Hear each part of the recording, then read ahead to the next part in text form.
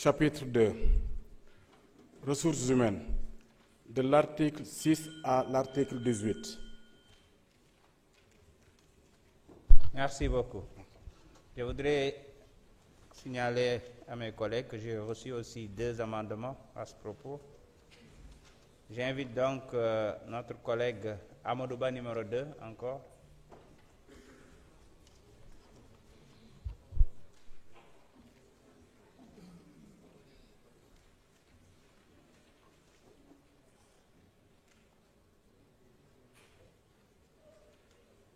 Nous avons un souci technique, donc vous pouvez vous déplacer s'il vous plaît.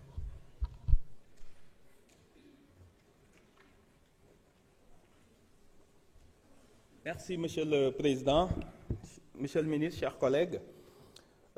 La proposition d'amendement au projet de loi numéro 12/2025 portant création de l'Office national de lutte contre la corruption, l'exposé sommaire des motifs de l'amendement.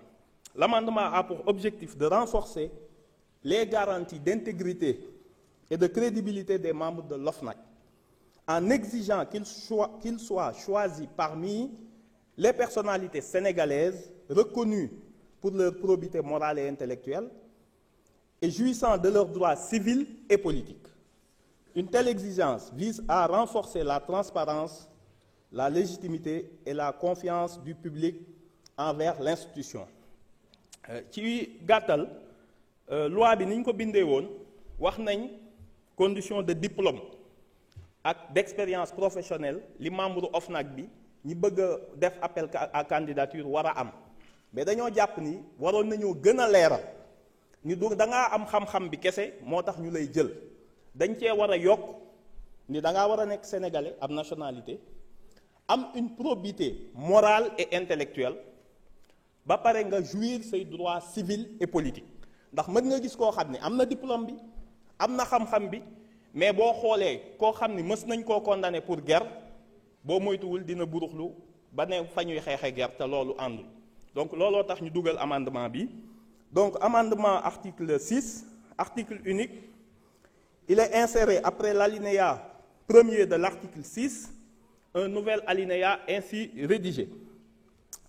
Les membres de l'OFNAC sont choisis parmi les personnalités de nationalité sénégalaise connues pour leur probité morale et intellectuelle et jouissant de leurs droits civils et politiques. Merci. Merci beaucoup. Y a-t-il un orateur d'opinion contraire? Monsieur le Président. Monsieur le rapporteur. Monsieur le ministre. Donc je mets aux voix l'amendement de notre collègue Amadouba numéro 2. Quels sont ceux qui sont pour? Quels sont ceux qui sont contre? Ceux qui s'abstiennent? L'Assemblée a adopté. J'ai reçu aussi un autre amendement de notre collègue Amidia. Nous vous invitons donc à venir procéder à la lecture.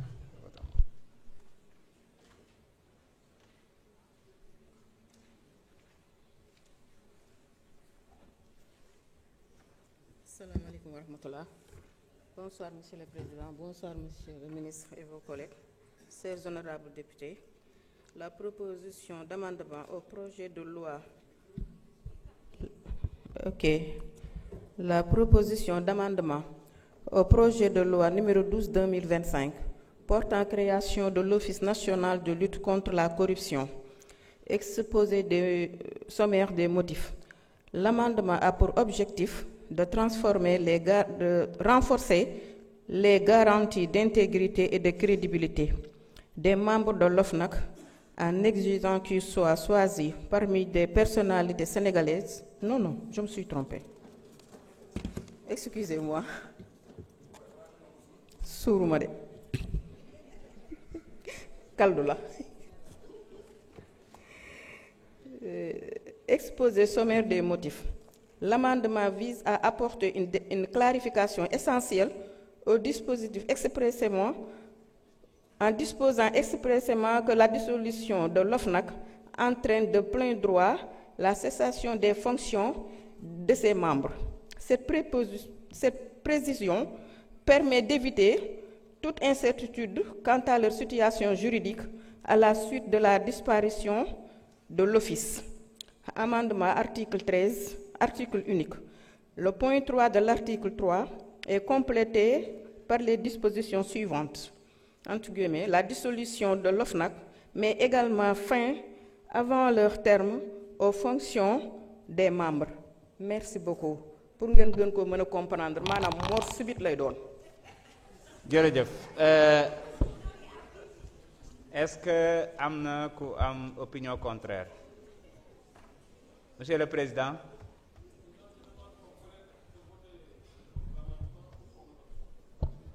Monsieur le rapporteur.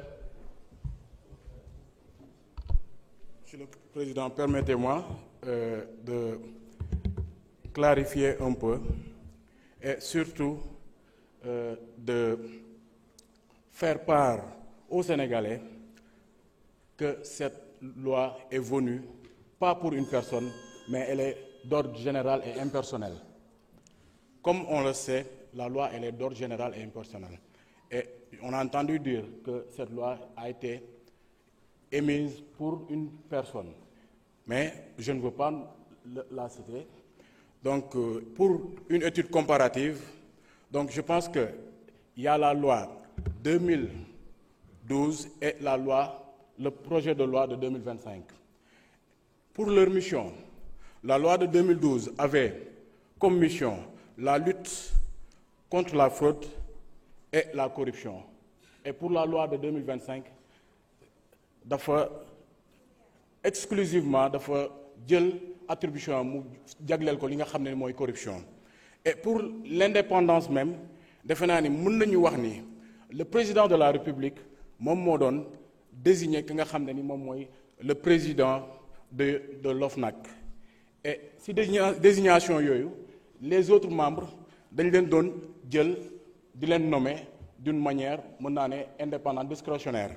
Mais cette fois-ci avec la loi de 2025 cette fois-ci dañuy def appel à candidature. Appel à candidature boobu président de la République bien vrai que ni moom moo am le pouvoir de nommer aux emplois civils et militaires, mais dañu def appel à candidature boobu dañuy fexe de telle sorte que ni président ñu ñuy génne ci appel à candidature boobu mu nommer leen ci. waaye tamit lu jëm ci pouvoir d'enquête la loi de 2012 dafa doon permettre li nga xam ne mooy OFNAC mu def garde à vue.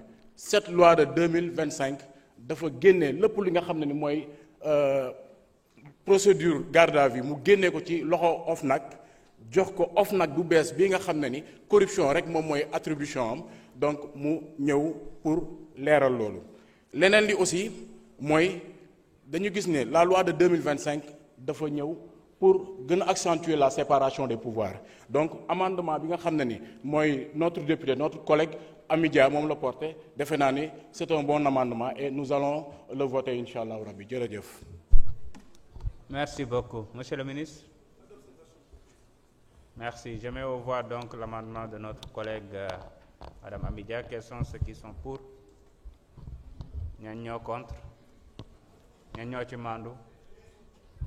Assemblée adopté na. Je mets au voix les articles du chapitre 2 concernant les ressources humaines. Ñan ñoo ci ànd? Ñan ñoo nekk pour? Ñan ñoo contre? Ñan ñoo ci mandu? Assemblée adopté na. Monsieur le rapporteur, man nga ñëw jàngal ñu chapitre 3 organisation et fonctionnement. Chapitre 3 organisation et fonctionnement de l'article 19 à l'article 23.